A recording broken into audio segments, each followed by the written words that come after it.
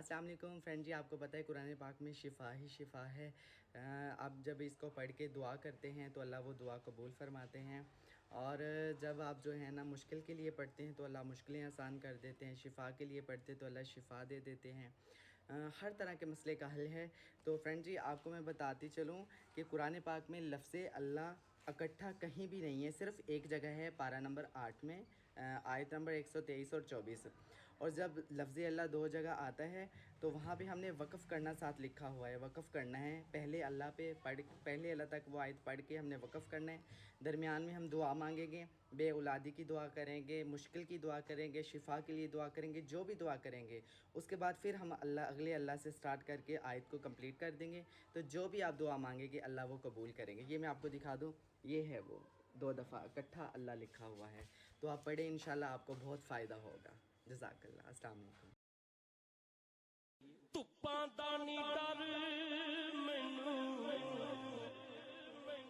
ਉਹ ਛਾਵਾਂ ਮੇਰੇ ਨਾਲ ਨੇ ਲੋਕੋ ਮੇਰੀ ਮਾਂ ਦੀਆਂ ਦੁਆਵਾਂ।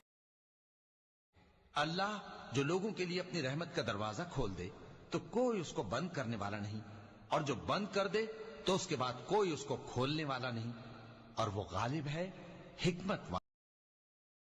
और कहना है ये सोना ए बल मोड़ा ए सोना ए बल मोड़ा ए जीतिया बिना तेरा ਧੁੱਪਾਂ ਦਾ ਨੀ ਡਰ ਮੈਨੂੰ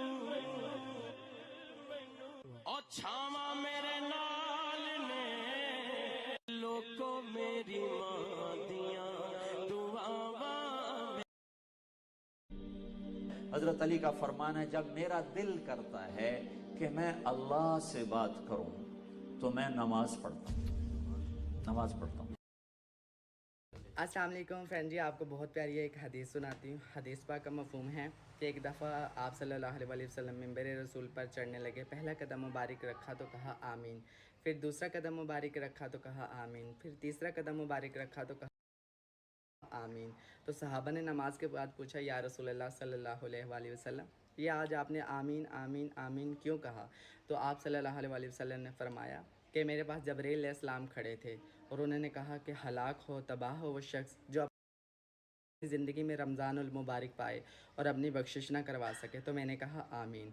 तो फिर कहा कि हलाक हो, तबाह हो वो शख्स जिसने अपनी ज़िंदगी में अपने वालिदैन को पाया और उनको जन्नत में दाखिल ना करवा सके। तो मैंने कहा आमीन। फिर कहा कि हलाक हो, तबाह हो वो शख्स कि आपका नाम आए और वो दरूद ना पढ़े। तो मैंने कहा आमीन। तो जब भी आप सल्लल्लाहु अलैहि वसल्लम का नाम आए तो आप सल्लल्लाहु अलैहि वसल्लम लाजमी पढ़े। अस्सलाम वालेकुम फ्रेंड जी, आपको बहुत प्यारी एक हदीस सुनाती हूँ। हदीस पाक का मफ़हूम है कि एक दफ़ा आप सल्लल्लाहु अलैहि वसल्लम मिंबर रसूल पर चढ़ने लगे। पहला कदम मुबारक रखा तो कहा आमीन, फिर दूसरा कदम मुबारक रखा तो कहा आमीन, फिर तीसरा कदम मुबारक रखा तो कहा आमीन। तो सहाबा ने नमाज के बाद पूछा, या रसूलल्लाह सल्लल्लाहु अलैहि वसल्लम, ये आज आपने आमीन आमीन आमीन क्यों कहा?